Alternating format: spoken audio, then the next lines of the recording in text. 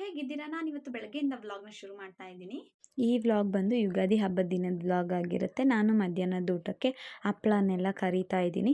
ಇವಾಗ mixed vegetable ಪಲ್ಯ ಮಾಡೋಣ ಅಂತ ಒಂದು ಕಡಾಯಿ ಇಟ್ಕೊಂಡು ಅದಕ್ಕೆ ಸ್ವಲ್ಪ ಎಣ್ಣೆ ಹಾಕ್ತಾ ಇದ್ದೀನಿ.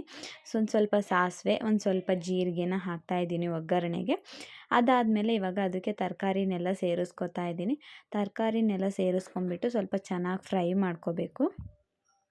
ಒಂದು 2 ನಿಮಿಷ ಚೆನ್ನಾಗಿ ಫ್ರೈ ಮಾಡ್ಕೊಂಡಿದ್ದಾದಮೇಲೆ ಈ ಕಡೆ ಇವಾಗ ಮಸಾಲೆನ ರೆಡಿ ಮಾಡ್ಕೊಳ್ಳೋಣ. ಅದಕ್ಕೆ ನಾನು ಒಂದು ಈರುಳ್ಳಿನ ತೊಗೊಂಡಿದ್ದೀನಿ. ಹಾಗೆ ಒಂದು 3ರಿಂದ 4 ಹಸಿಮೆಣಸಿನ್ಕಾಯಿ ತೊಗೊಂಡಿದ್ದೀನಿ. 1 ಸ್ಪೂನಷ್ಟು ಕಡಲೆಪಪ್ಪು, ಒಂದು ಸ್ವಲ್ಪ ಕೊಬ್ಬರಿ ತೊಗೊಂಡಿದ್ದೀನಿ. ಅದಕ್ಕೆ ಸ್ವಲ್ಪ ಟೊಮ್ಯಾಟೊ, 1 ಟೊಮ್ಯಾಟೊ ಮತ್ತು ಕೊತ್ತಂಬರಿನ ಸೇರಿಸಿ ನೀರು ಹಾಕಿಬಿಟ್ಟು ನುಣ್ಣಗೆ ಗ್ರೈಂಡ್ ಮಾಡ್ಕೋಬೇಕು.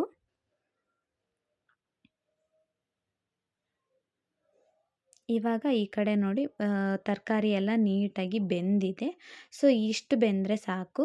ಇವಾಗ ಅದಕ್ಕೆ ರುಬ್ಬಿರೋ ಅಂಥ ಮಸಾಲೆನ ಸೇರಿಸ್ಬಿಟ್ಟು ಸ್ವಲ್ಪ ನೀಟಾಗಿ ಮಿಕ್ಸ್ ಮಾಡ್ಕೋಬೇಕು. ಅದಕ್ಕೆ ನೀರು ಎಷ್ಟು ಬೇಕೋ ಅಷ್ಟು ನೋಡಿ ಸೇರಿಸ್ಕೋಬೇಕು. ಇದನ್ನು ನಾನು ಸ್ವಲ್ಪ ಗಟ್ಟಿಯಾಗಿ ಮಾಡ್ತಾಯಿದ್ದೀನಿ. ಸೊ ಹಾಗಾಗಿ ನಾನು ನೀರು ಜಾಸ್ತಿ ಸೇರಿಸ್ತಿಲ್ಲ.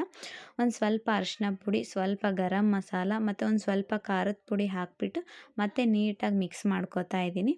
ಅದಕ್ಕೆ ರುಚಿಗೆ ಎಷ್ಟು ಬೇಕೋ ಅಷ್ಟು ಉಪ್ಪನ್ನ ಸೇರಿಸ್ಬಿಟ್ಟು ಮತ್ತೆ ಒಂದು ಸಲ ಮಿಕ್ಸ್ ಮಾಡ್ಕೋತಾ ಇದ್ದೀನಿ. ಇವಾಗ ಲಿಡ್ನ ಕ್ಲೋಸ್ ಮಾಡಿಬಿಟ್ಟು ಒಂದು 5 ನಿಮಿಷ ಲೋ ಫ್ಲೇಮಲ್ಲಿ ಬೇಯಿಸ್ಕೊತೀನಿ.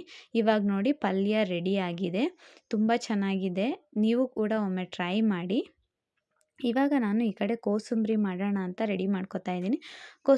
ಕ್ಯಾರೆಟ್ನ ಆಗಲೇ ತುರಿದಿಟ್ಕೊಂಡಿದ್ದೀನಿ ಕೋಸಂಬರಿಗೆ. ಸೊ ಇವಾಗ ಕ್ಯಾರೆಟ್ ಮತ್ತು ಹೆಸರುಬೇಳೆ ಸೇರಿಸ್ತಾ ಇದ್ದೀನಿ. ಅದಕ್ಕೆ ಒಂದು ಸ್ವಲ್ಪ ಈರುಳ್ಳಿ, ಹಸಿಮೆಣಸಿನ ಅದಕ್ಕೆ 2 ಕಪ್ ಆಗೋಷ್ಟು ಸೌತೆಕಾಯಿನ ಸೇರಿಸ್ತಾ ಇದ್ದೀನಿ. 1 ಕಪ್ ಆಗೋಷ್ಟು ಹಸಿ ಕಾಯಿ ತುರಿನ ಸೇರಿಸ್ತಾ ಇದ್ದೀನಿ. ಕೊತ್ತಂಬರಿ ಮತ್ತು ಒಂದು ಸ್ವಲ್ಪ ನಿಂಬೆಹಣ್ಣ ಹಾಕಿಬಿಟ್ಟು ಸ್ವಲ್ಪ ಉಪ್ಪನ್ನ ಹಾಕಿಬಿಟ್ಟು ಚೆನ್ನಾಗಿ ಮಿಕ್ಸ್ ಮಾಡ್ಕೋಬೇಕು.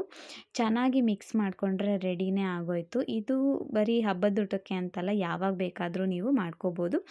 ಈ ಕಡೆ ನಾನು ಒಂದು ಸ್ವಲ್ಪ ಕಿಚನ್ ಎಲ್ಲ ಕ್ಲೀನ್ ಮಾಡ್ಕೊಂಬಿಡೋಣ ಅಂತ ಕ್ಲೀನ್ ಮಾಡ್ತಾ ಇದ್ದೀನಿ.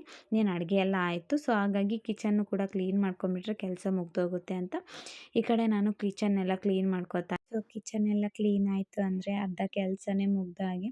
ಸೊ ನಮಗೆ ಹೆಣ್ಮಕ್ಳಿಗೆ ಹಾಗೆ ಅನಿಸುತ್ತೆ, ಬೇಗ ಬೇಗ ಕೆಲಸ ಎಲ್ಲ ಮುಗಿಸ್ಬಿಟ್ರೆ ಆಮೇಲೆ ಕೆಲಸ ಇರಲ್ಲ ಅನ್ನೋ ಟೆನ್ಷನ್ ಇರಲ್ಲ.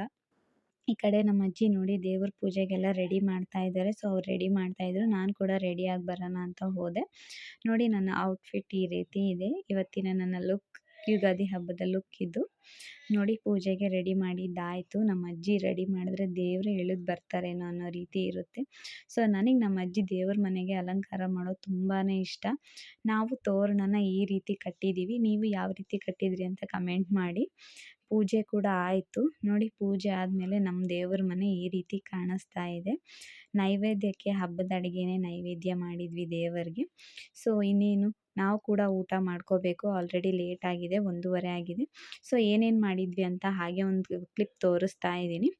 ನಿಮಗೂ ಕೂಡ ಯುಗಾದಿ ಹಬ್ಬದ ಹಾರ್ದಿಕ ಶುಭಾಶಯಗಳು. ಎಲ್ಲರೂ ಚೆನ್ನಾಗಿ ಹಬ್ಬ ಮಾಡಿ, ಫ್ಯಾಮಿಲಿ ಜೊತೆ ಹಬ್ಬ ಮಾಡಿ, ಫ್ಯಾಮಿಲಿಗೆ ಟೈಮ್ ಕೊಡಿ ಅಂತ ಹೇಳ್ತೀನಿ. ಸೊ ನಾವು ಕೂಡ ಊಟ ಮುಗಿಸ್ಕೋತೀವಿ. ಇನ್ನೇನು ಈ ವ್ಲಾಗ್ ನಿಮಗೆ ಇಷ್ಟ ಆಗಿದ್ದರೆ ಪ್ಲೀಸ್ ಲೈಕ್ ಮಾಡಿ, ಶೇರ್ ಮಾಡಿ, ಕಮೆಂಟ್ ಮಾಡಿ. ಇನ್ನೂ ಯಾರಾದರೂ ನನ್ನ ವ್ಲಾಗ್ನ ಸಬ್ಸ್ಕ್ರೈಬ್ ಮಾಡದೇ ನೋಡ್ತಾ ಇದ್ದರೆ ಸಬ್ಸ್ಕ್ರೈಬ್ ಮಾಡ್ಕೊಂಡು ಕೂಡ ನೋಡಿ. ಮತ್ತೆ ಮುಂದಿನ ಇಂಟ್ರೆಸ್ಟಿಂಗ್ ವ್ಲಾಗ್ ಜೊತೆಗೆ ಮತ್ತೆ ನಿಮ್ಮ ಮುಂದೆ ಬರ್ತೀನಿ. So bye, take care.